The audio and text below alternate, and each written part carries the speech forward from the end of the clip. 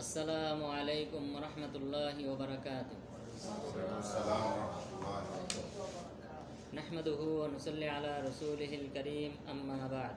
ফাআউযু বিল্লাহি মিনাশ শাইতানির রাজীম। ইয়া আইয়ুহান নাসু ইত্তাকু রাব্বাকুম ইন্না যালযালাতাস সাআতি শাইউন আযীম। সমস্ত প্রশংসা, সমস্ত গুণগান সেই মহান রব্বুল আলামিনের জন্য, যিনি আমাদেরকে এই সাপ্তাহিক কোরআনের তাফসিরের দার্সে উপস্থিত হওয়ার তৌফিক দান করেছেন। সেই মহান রব্বুল আলামিনের জন্য জানাই লাখো কোটি সুজুদ ও শুকরিয়া, আলহামদুলিল্লাহ। দুরুদ ও সালাম বর্ষিত হোক মানবতার মুক্তির দূত মুহাম্মদ সাল্লাল্লাহু আলাইহি ওয়াসাল্লামের উপর। সম্মানিত দিনী ভাইয়েরা, আজকে আমরা নতুন একটি সূরা শুরু করব। সূরা হলো সূরাতুল হজ। এই সূরা হজ্জের তাফসির ইনশাআল্লাহ আজকে আমরা শুরু করব। 1 থেকে 15 নম্বর আয়াত পর্যন্ত আজকে তাফসির করব। তো প্রথমত সূরাতুল হজ, এই সূরার নাম সূরাতুল হজ। এই নামেই নামকরণ করা হয়েছে। হজ বলতে এর অর্থ হলো, আমরা যে আল্লাহ তাআলা আমাদেরকে যে 5টি রুকনের একটি রুকন ফরজ করেছেন হজ, সেই হজ। তো এই সূরার নামকরণ করা হয়েছে, এখানে হজ সম্পর্কে আলোচনা করা হয়েছে, এই কারণে এই সূরার নামকরণ করা হয়েছে সূরাতুল হজ। আর এই হজ, এই শব্দটা, এই সূরার যে নাম, এই বিষয়ে আব্দুল্লাহ ইবনে আব্বাস রাদিয়াল্লাহু আনহু তিনি বলেন, ফি সূরাতিল হজ্জি সাজদাতান, সূরা হজ্জের মধ্যে 2টি সিজদার আয়াত রয়েছে। সূরা হজ্জের মধ্যে 2টি সিজদার আয়াত রয়েছে। আব্দুল্লাহ ইবনে আব্বাস রাদিয়াল্লাহু আনহু বলেছেন। তাহলে ওনার উক্তি থেকে বোঝা যায় যে এই সূরার নাম হলো সূরাতুল হজ। এরপর আব্দুল্লাহ ইবনে সালাবা রাদিয়াল্লাহু আনহু তিনি বলেন, কানা উমর ইবনুল খাত্তাব রাদিয়াল্লাহু আনহু সাল্লা বিহিম বিল জাবিয়া ফাকরা সূরাতুল হজ ফাসাজাদা সাজদাতাইন। যে উমর ইবনুল খাত্তাব রাদিয়াল্লাহু আনহু যখন শাম দেশ বিজয় হয়, তখন ইহুদিরা, এই খ্রিস্টানরা, বাইতুল মুকাদ্দাসের দায়িত্বে তখন ছিল খ্রিস্টানরা। তো খ্রিস্টানদের উপর মুসলিমরা বিজয় লাভ করে, তখন তারা শর্ত করে, আবু উবাইদা আমির ইবনুল জাররাহ তিনি ছিলেন আমির এই শাম দেশের। তো ওনার সাথে চুক্তি করে যে আমরা বাইতুল মুকাদ্দাস অর্পণ করব তোমাদের হাতে, তবে শর্ত হলো ওমর রাদিয়াল্লাহু আনহুকে এখানে আসতে হবে, আমরা ওনার হাতেই আমরা বাইতুল মুকাদ্দাস সমর্পণ করব। তখন আবু উবাইদা আমির ইবনুল জাররাহ তিনি চিঠি লেখেন ওমর রাদিয়াল্লাহু আনহুর কাছে। তখন ওমর রাদিয়াল্লাহু আনহু এখান থেকে রওনা দিয়ে শাম দেশে যান। শাম দেশে ঘটনা বর্ণনা করতেছেন আব্দুল্লাহ ইবনে সালাবা রাদিয়াল্লাহু আনহু। তিনি বলেন, শাম দেশে যখন তিনি আসলেন তখন ইমামতি করলেন। ইমামতি করার সময় তিনি নামাজে সূরাতুল হজ পাঠ করলেন এবং ফাসাজাদা সাজদাতাইন, এবং 2টি সিজদা দিয়েছে। অর্থাৎ অতিরিক্ত এই সূরাতে 2টি আয়াত আছে, যে 2টি আয়াত পাঠ করলে সিজদা দিতে হয়। পবিত্র কোরআনে তাহলে মোট 15টি আয়াত আছে, যে 15টি আয়াত তিলাওয়াত করলে সিজদা দিতে হয়। এর মধ্যে 2টি আয়াত রয়েছে সূরাতুল হজ্জে। তাহলে এই দুইজন সাহাবীর উক্তি থেকে বোঝা যায় এই সূরার নাম সূরাতুল হজ, অন্য কোনো নাম নেই। এরপর এই সূরাতে 2টি আয়াত রয়েছে। প্রথম আয়াত হলো 18 নম্বর আয়াত। এই সূরার 18 নম্বর আয়াত পাঠ করলে তখন সিজদা দিতে হবে। মহান রব্বুল আলামিন বললেন, আলাম তারা আন্নাল্লাহা ইয়াসজুদু লাহু মান ফিস সামাওয়াতি ওয়া মান ফিল আরদ ওয়াশ-শামসু ওয়াল কমারু ওয়ান নুজুমু ওয়াল জিবালু ওয়াশ-শাজারু ওয়াদ দাওয়াব ওয়া কাসীরুম মিনান নাস ওয়া কাসীরুন হাক্কা আলাইহিল আযাব। আল্লাহ তাআলা বললেন, আপনি কি দেখেন না যে আসমান এবং জমিনবাসী সবাই আমাকে সিজদা করে, সেই সাথে সিজদা করে চন্দ্র সূর্য, এরপরে সিজদা করে জিবাল ওয়াশ-শাজার, চন্দ্র সূর্য নক্ষত্ররাজি চন্দ্র সূর্য নক্ষত্ররাজি, এবং সেই সাথে পাহাড় পর্বত আমাকে সিজদা করে। ওয়াশ-শাজার ওয়াদ দাওয়াব, এবং যত বৃক্ষরাজি আছে, তরুলতা আছে, তারাও আমাকে সিজদা করে। ওয়াদ দাওয়াব, যত প্রাণী আছে, চতুষ্পদ জন্তু অথবা দো পা বিশিষ্ট জন্তু, সবাই আমাকে সিজদা করে। ওয়া কাসীরুম মিনান নাস, মানুষের ক্ষেত্রে এসে আল্লাহ বললেন মানুষের মধ্যে অনেকেই আমাকে সিজদা করে, ওয়া কাসীরুন হাক্কা আলাইহিল আযাব, আর মানুষের মধ্যে অনেকের উপর শাস্তি অবধারিত হয়েছে। তাহলে এই আয়াতে সিজদা শব্দ উল্লেখ আছে। আলাম তারা আন্নাল্লাহ ইয়াসজুদু লাহু, আপনি কি দেখেন না আল্লাহ তাআলার জন্য সিজদায় অবনত হয় আসমানবাসী, জমিনবাসী, এরপর চন্দ্র, সূর্য, নক্ষত্র। তাহলে এই আয়াত পাঠ করলে সিজদা দিতে হবে।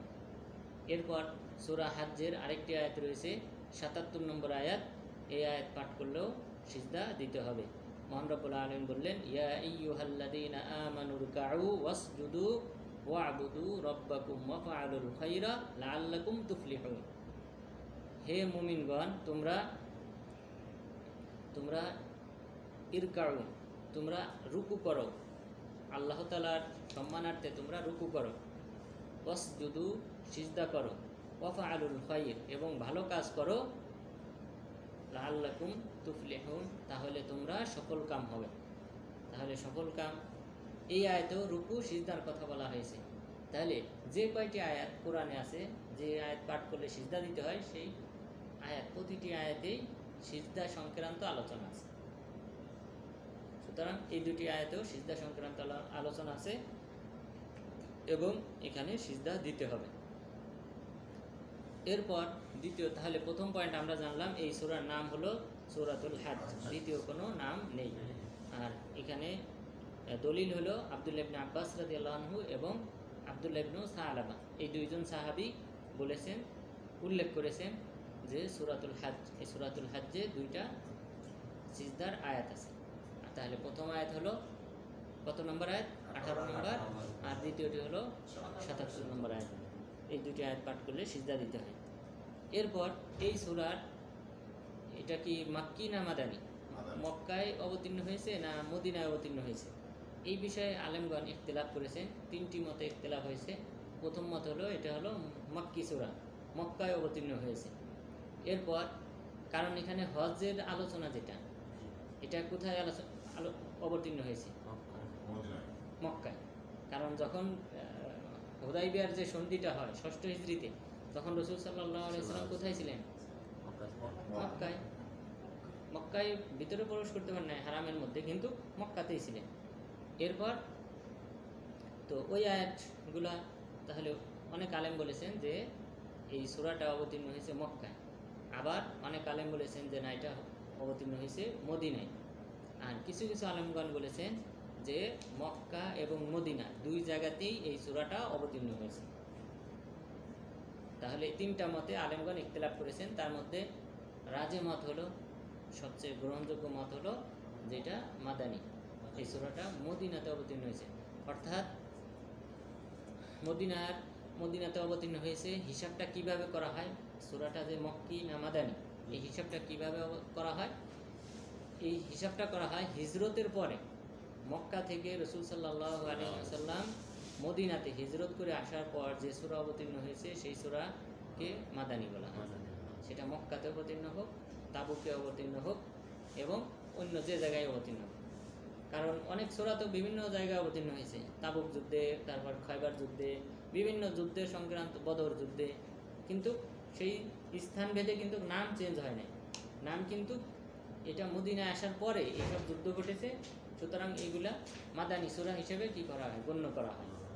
ঠিক এই সূরাটাও, এই কিছু আয়াত মক্কায় অবতীর্ণ হয়েছে, কিন্তু মক্কা অবতীর্ণ হলেও সামগ্রিকভাবে এই সূরাটা হিজরতের পরে অবতীর্ণ হওয়ার কারণে এটাকে মাদানী সূরা বলা হয়।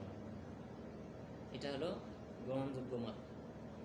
তাহলে এই সূরাটা আমরা জানলাম এটা হলো মাদানী সূরা, যদিও কিছু আয়াত মক্কায় অবতীর্ণ হয়েছে। এরপর এই সূরার মূল আলোচ্য বিষয় কি না, মূল উদ্দেশ্য, মাকাসিদ। এই সূরার উদ্দেশ্য হলো দুইটি। প্রথম উদ্দেশ্য হলো ইকামাতুত তাওহীদ, তাওহীদ প্রতিষ্ঠা করা। যেমন সূরা আম্বিয়ারও মূল উদ্দেশ্য ছিল ইকামাতুত তাওহীদ, তাওহীদ প্রতিষ্ঠা করা। এই সূরাতে তাওহীদের অনেক আলোচনা করা হয়েছে। তাহলে এটা হলো মূল উদ্দেশ্য এই সূরার।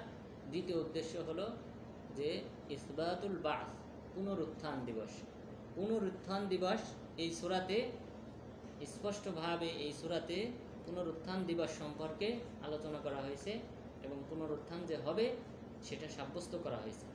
এই সূরার মূলত এই দুটি উদ্দেশ্য, একটা হলো তাওহীদ প্রতিষ্ঠা করা, আর একটা হলো পরকালীন জীবনে মানুষ যেন বিশ্বাসী হয়, ঈমান আনে, সেটাই হলো উদ্দেশ্য এই সূরার।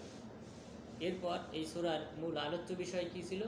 মূল আলোচ্য বিষয় অনেকগুলি, তার মধ্যে অন্যতম হলো যে এই সূরাতে আল্লাহ তাআলা তাকওয়া সম্পর্কে মানুষকে সতর্ক করেছে, যে আল্লাহ ভীতি মানুষকে সবার উচিত আল্লাহ তাআলাকে ভয় করা, আল্লাহ তাআলার প্রতি ঈমান দৃঢ় বিশ্বাস আনা, এই বিষয়ে আল্লাহ তাআলা মানুষকে সতর্ক করেছে।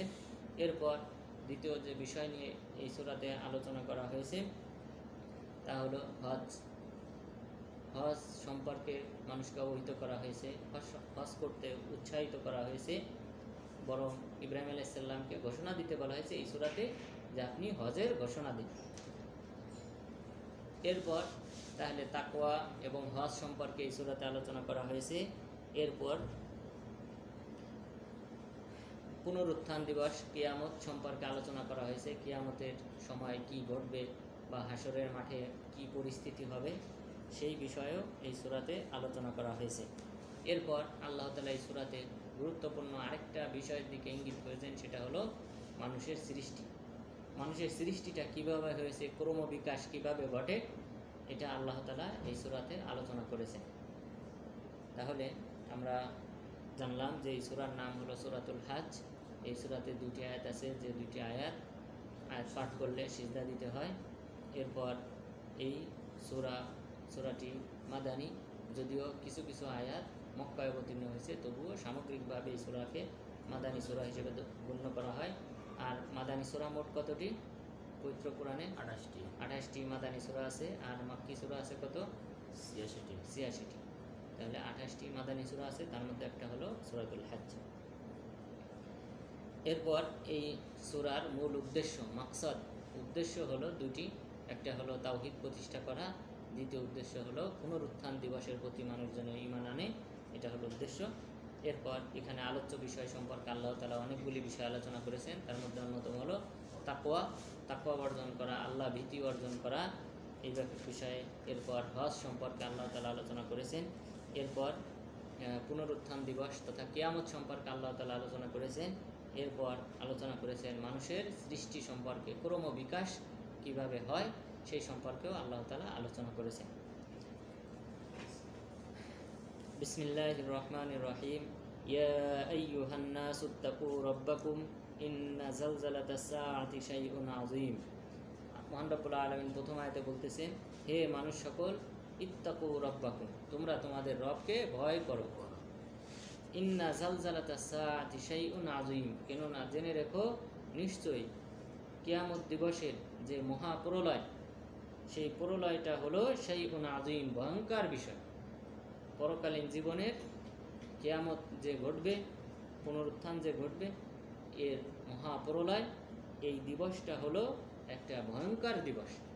সেই দিবসের কথা চিন্তা করে তোমরা আল্লাহ তাআলাকে ভয় করো, তাকওয়া অর্জন করো। তাকওয়া কাকে বলা হয়? আলী বিন আবি তালিব রাদিয়াল্লাহু আনহু তিনি বলেছেন, ইয়াল খাউফু মিনাল জালিল ওয়াল আমালু বিত তানজিল ওয়াল কানাআতু বিল কলিল ওয়াল ইস্তিআদাদু লিয়াউমির রহিল। ইয়াল খাউফু মিনাল জালিল, আল্লাহ তাআলাকে ভয় করা। তাহলে তাকওয়ার মূল একটা উদ্দেশ্য হলো এটা, যে আল্লাহ তাআলাকে ভয় করা। ওয়াল আমালু বিত তানজিল, দ্বিতীয় যে কাজ সেটা হলো কোরআন এবং সুন্নাহ অনুযায়ী আমল করা।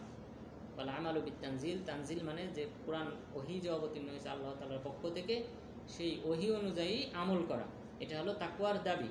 এরপরে বললেন ওয়াল কানাআতু বিল কলিল, অল্পে তুষ্ট থাকা, অর্থাৎ আল্লাহ তাআলা যাকে যে অবস্থায় রেখেছেন সেই অবস্থায় সন্তুষ্ট থাকা, অর্থাৎ না পাওয়ার আকুতি যেন সবসময় কাজ না করে, বরং আল্লাহ তাআলা যাকে যে অবস্থায় রেখেছে, রাসূল সাল্লাল্লাহু আলাইহি ওয়াসাল্লাম বলেছেন, উনদুরু ইলা মান হুয়া আসফালা মিনকুম ওয়ালা তানদুরু ইলা মান হুয়া ফাওকাকুম ফাহুয়া আজদারু আল্লা তাজদারু নি'মাতাল্লাহ, যে তোমরা তোমাদের উপরস্থ ব্যক্তি যারা তোমাদের চেয়ে বড় পর্যায়ে আছে, ভালো পর্যায়ে আছে, তোমরা তাদের দিকে তাকিও না, তোমরা তাকাও ইলা মান হুয়া আসফালা মিনকুম, তোমাদের চেয়ে খারাপ অবস্থায় যারা আছে। বাংলাদেশে অনেক মানুষ ভিক্ষা করে জীবনযাপন করে, তা সেই সব যারা আমাদের নিচু পর্যায়ে আছে তাদের দিকে তাকাইতে বলেছে। অনেকের ঘরবাড়ি নাই, রাত্রি যাপন করে বস্তিতে, রাস্তায়। ঢাকা শহরের যেসব চত্বর আছে, পার্ক আছে, বিভিন্ন জায়গায় তারা কোনো রকম করে রাত্রি যাপন করে, থাকার ঘর নেই। তো রাসূল সাল্লাল্লাহু আলাইহি ওয়াসাল্লাম বললেন, তোমরা এই সকল তোমাদের নিম্ন ব্যক্তিদের দিকে তাকাও, ফাহু আজদারু আল্লাহ তাজদারু নিয়ামাতাল্লাহ। তাহলে এটাই হলো বেশি দাবিদার যে তোমরা আল্লাহর নিয়ামতকে অস্বীকার করবে না। যদি নিচের ব্যক্তিদের সাথে নিজেদেরকে তুলনা করো তাহলে তোমরা আল্লাহর নিয়ামতের হকটা যথাযথভাবে আদায় করো। এখন আমরা যদি চিন্তা করি আমাদের উপরস্থ যারা আছে, মন্ত্রী, তাদের সাথে যদি নিজেকে তুলনা করি যে তাদের বিশাল বিশাল অট্টালিকা, অথচ সেই তুলনায় আমার কিছু নেই, তাহলে আল্লাহর নিয়ামতের শুকরিয়া আদায় করা সম্ভব হবে না।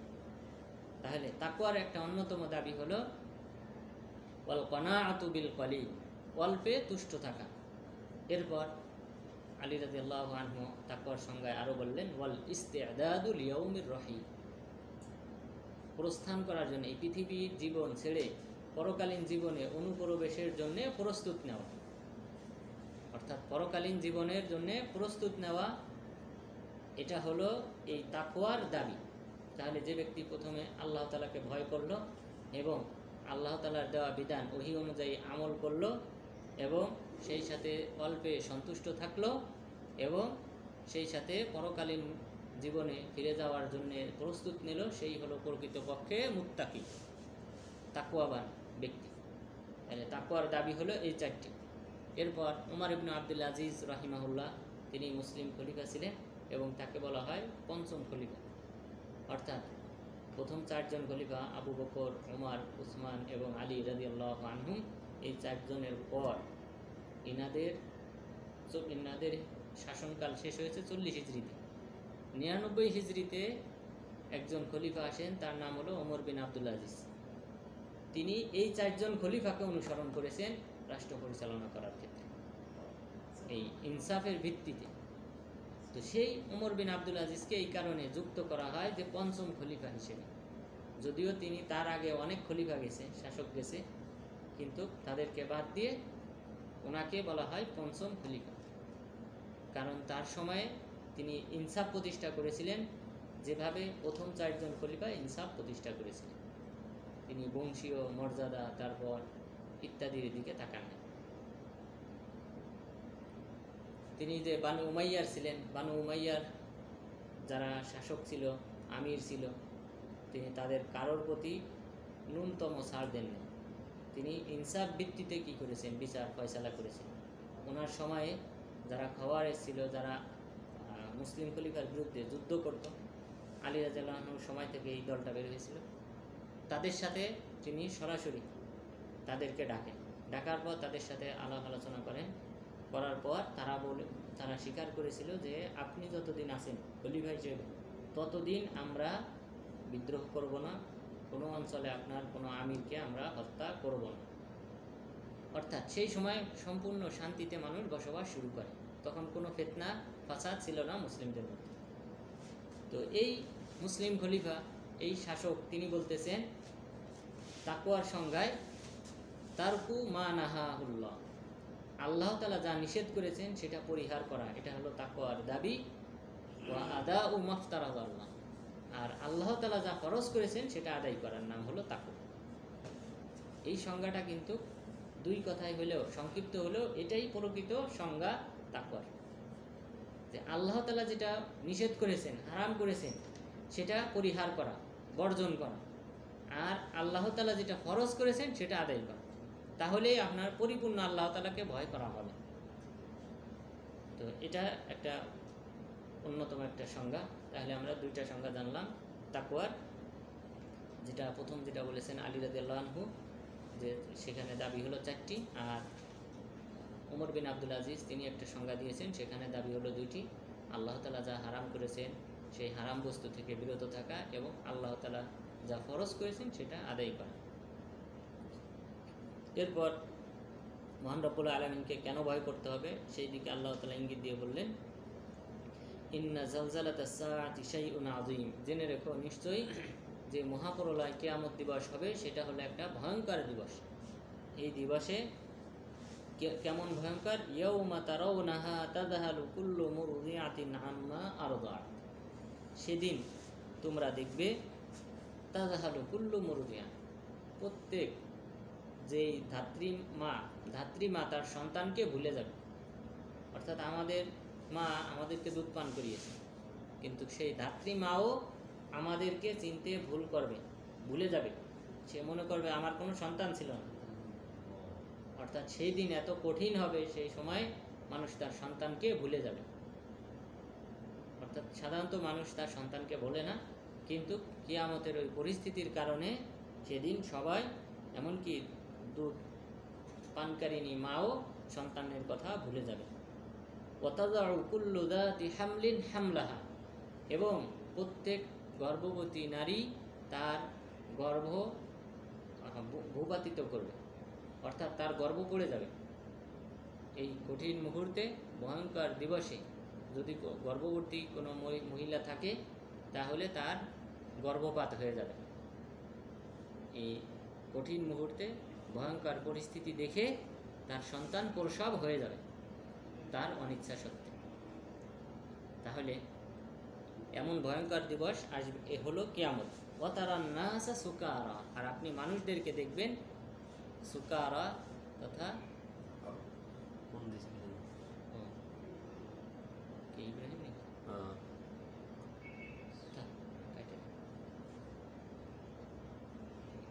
ওয়াতারান নাসা সুকারা, আপনি দেখবেন মানুষদেরকে যে তারা হলো মাতাল।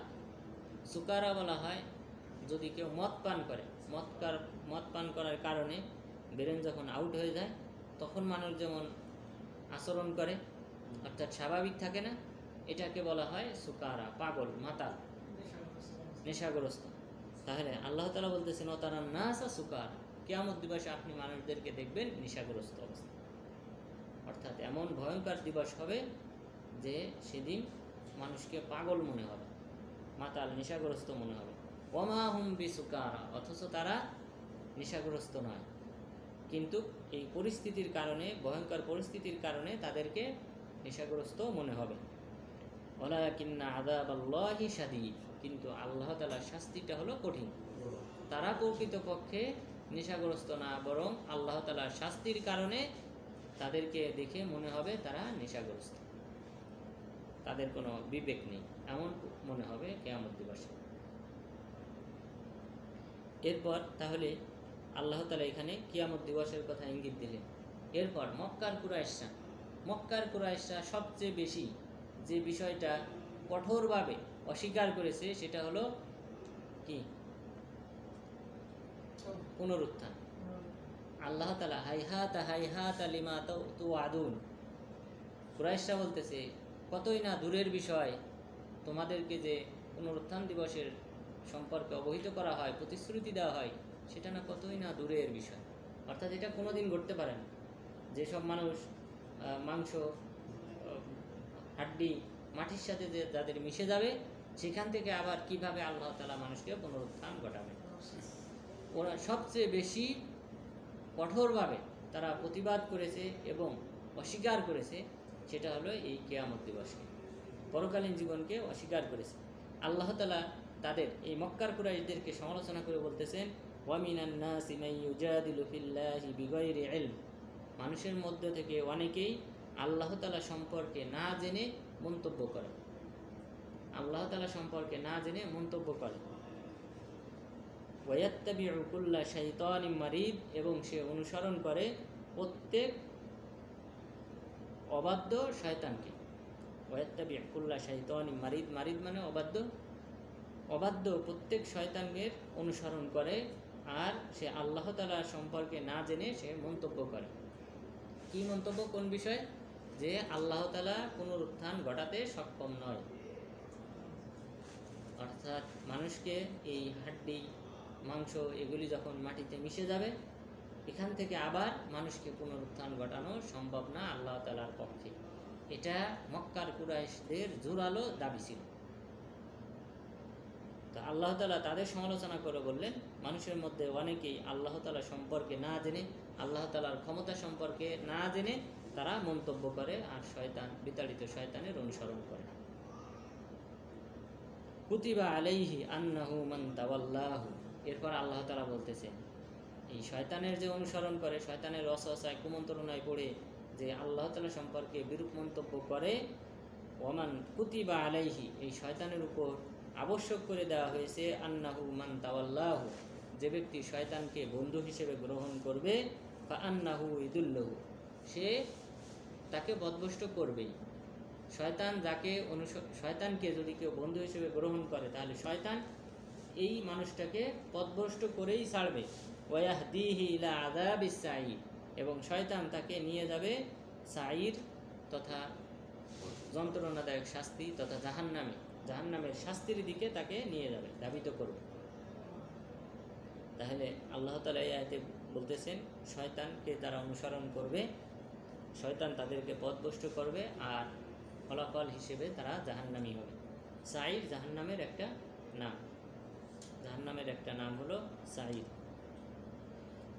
এরপর মহান রব্বুল আলামিন বলতেছেন এই পরকাল সম্পর্কে, ইয়া আইয়ুহান নাসু ইন কুনতুম ফি রাইবিম মিনাল বা'থ, হে মানুষ সকল, তোমরা যদি সন্দিহান পোষণ করো পুনরুত্থান দিবস সম্পর্কে, পরকালীন যে জীবন আছে, মৃত্যুর পরে যে একটা আলাদা জীবন আছে, এই জীবন সম্পর্কে যদি তোমরা সন্দিহান পোষণ করো, ফা ইন্না খলাকনাকুম মিন তুরাব, আমি তো তোমাদেরকে মৃত্তিকা থেকে, মাটি থেকে সৃষ্টি করেছি। এক সময় তো আমরা কিছুই ছিলাম না, তো আমরা কিছুই ছিলাম না, সেই তো আমরা কোনো বস্তু না থাকা সত্ত্বেও যদি আল্লাহ তাআলা আমাদেরকে সৃষ্টি করতে পারেন, তাহলে আমাদের হাড় হাড্ডি ইত্যাদি মাটিতে মিশে গেলে কি পুনরায় আবার সৃষ্টি করতে পারবেন না? পারবেন। আল্লাহ তাআলা সেই দিকে ইঙ্গিত করলেন, যদি তোমরা সন্দিহান পোষণ করো, তাহলে ফা ইন্না খলাকনাকুম মিন তুরাব, আমি তো তোমাদেরকে সৃষ্টি করেছি মাটি থেকে, সুম্মা মিন নুতফা, এরপর বীর্য থেকে, অর্থাৎ আদম আলাইহিস সালামকে মাটি থেকে সৃষ্টি করা হয়েছে। এরপর আদম এবং হাওয়া আলাইহিস সালাম থেকে যে সৃষ্টির প্রক্রিয়া শুরু হয়েছে, মানুষের বংশধারা যে চালু হয়েছে, সেটা হলো বীর্যর মাধ্যমে। সুম্মা মিন নুতফা সুম্মা মিন আলাকা, এরপর আমি তোমাদেরকে রক্তপিণ্ডে পরিণত করি, অর্থাৎ এটা হলো মায়ের গর্ভে, মাতৃগর্ভে বীর্যটা এক সময় কিসে পরিণত হয়? আলাকা, রক্তপিণ্ডে পরিণত হয়। এরপর সুম্মা মিন মুযগা, এরপর মাংসপিণ্ডে পরিণত হয়, রক্ত থেকে এরপরে মাংসপিণ্ডে পরিণত হয়। মুখাল্লাকাতিন ওয়া গায়রি মুখাল্লাকা, মুখাল্লাকাতিন মানে পরিপূর্ণ সৃষ্টি, পরিপূর্ণ অঙ্গ বিশিষ্ট সৃষ্টি আমি সৃষ্টি করি। অর্থাৎ অনেক সন্তান আছে যারা পরিপূর্ণতা পায় না, অনেকের হয়তো অঙ্গ এক অঙ্গ থাকে, এক অঙ্গ থাকে না, অনেকের চোখ অন্ধ থাকে, তারপর কানে শোনে না, বোবা, অথবা বিভিন্নভাবে আল্লাহ তাআলা অপূর্ণভাবেও সৃষ্টি করেন। আল্লাহ তাআলা বলতেছেন মিন মুযগাতিন মুখাল্লাকাতিন, যে মাংসপিণ্ড থেকে আমি কাউকে পূর্ণ অঙ্গ প্রত্যঙ্গ প্রদান করি, অগাইরি মুখাল্লাকা, এবং কাউকে পূর্ণাঙ্গ অঙ্গ প্রত্যঙ্গ প্রদান করি না। লিনুবাইয়িনা লাকুম, তোমাদেরকে জানানোর জন্য। তাহলে আমি তো তোমাদেরকে মাটি থেকে, এরপর বীর্য থেকে, এরপর রক্তপিণ্ড থেকে, এরপর মাংসপিণ্ড থেকে পূর্ণাঙ্গ রূপ দান করি, অথবা কাউকে পূর্ণাঙ্গ রূপ দান করি না। অনুকিররু ফিল আরহামি মা নাশা ইলা আজালিম মুসাম্মা, এবং আমি তোমাদেরকে মাতৃগর্ভে যতদিন চাই মাতৃগর্ভে রাখি, একটা নির্দিষ্ট সময় পর্যন্ত। সুম্মা নুখরিজুকুম তিফলা, এরপর তোমাদেরকে ছোট বাচ্চা, শিশু হিসেবে ভূমিষ্ঠ করি। সুম্মা লিতাবলুগু আশুদ্দাকুম, এরপর যেন তোমরা যুবক বয়সে পরিণত হও, পৌঁছাও। অনেকেই সুম্মা লিতাবলুগু আশুদ্দাকুম বলতে তোমাদের পূর্ণ যৌবনে তোমরা পদার্পণ করো। ওয়ামিনকুম মাইয়ুতাওয়াফা, তো এর মধ্যে তোমাদের অনেকের মৃত্যু প্রদান করা হয় পূর্ণাঙ্গ যৌবন বয়সে পৌঁছানোর পূর্বেই। অনেকেই 18 বছর বা 20 বছর বা 25 বছরই ধরা হয়, এটা হলো পূর্ণাঙ্গ যুবক বয়সের পূর্ণাঙ্গ একটা স্তর হিসেবে ধরা হয় 25 বছর। 25 বছর পর্যন্ত মানুষের বৃদ্ধি ঘটে, ব্রেনেরও বৃদ্ধি ঘটে, তার সৃষ্টির শক্তি, তারপর এগুলা বৃদ্ধি পেতে থাকে 25 বছর পর্যন্ত। মানুষ লম্বা হয় 25 বছর পর্যন্ত, এরপর এক সময় লম্বা হওয়াটাও থেমে যায়। তো আল্লাহ তাআলা বলতেছেন, এই পূর্ণাঙ্গ যৌবন বয়সে আমি তোমাদেরকে পৌঁছাই, আবার তোমাদের মধ্যে অনেককে এই পূর্ণাঙ্গ যৌবন বয়সে পৌঁছানোর পূর্বেই মৃত্যু প্রদান করি। ওয়ামিনকুম মান ইউরাদ্দু ইলা আরযালিল উমর, আবার আমি তোমাদের অনেককে অতি বার্ধক্য বয়সে পৌঁছাই। অনেকে আছে যে অনেক বয়স পায়, বেশি বয়স পায়, এরপর আল্লাহ তাআলা বললেন লিকাইলা ইয়ালামা মিন বাদি ইলমিন শাইআ, এমন বয়সে পৌঁছায়, এমন অতি বার্ধক্য বয়সে পৌঁছায় যে এক সময় সে আগে যা জানতো তার জ্ঞাত বিষয়গুলি সে ভুলে যায়। লিকাইলা ইয়ালামা বাদা ইলমিন শাইআ মিন বাদি ইলমিন শাইআ, সে তার আগে যেসব বিষয় জানতো সেই সব বিষয়ও এক সময় সে ভুলে যায়। তাহলে এটা হলো একটা বড় একটা ফিতনা আল্লাহ তাআলার পক্ষ থেকে মানুষের জন্য, যে মানুষ এক সময় বড় আলেম হয়, আলেম হওয়ার পর শেষ বয়সে যখন পৌঁছায় তখন সে লেখাপড়া শুরু করার আগে যেমন ছিল ওরকম হয়। তাহলে চিন্তা করেন কত বড় একটা ফিতনা মানুষের জন্য। এ কারণে রাসূল সাল্লাল্লাহু আলাইহি ওয়াসাল্লাম তিনি সবসময় পানা চাইতেন মিন আরযালিল উমর, অতি বার্ধক্য হওয়া থেকে। আল্লাহুম্মা ইন্নী আউযু বিকা মিনাল হারাম ওয়াল জুবন ওয়াল কাসাল, হে আল্লাহ আমি তোমার কাছে আশ্রয় চাই অতি বার্ধক্য বয়সে পৌঁছানো থেকে এবং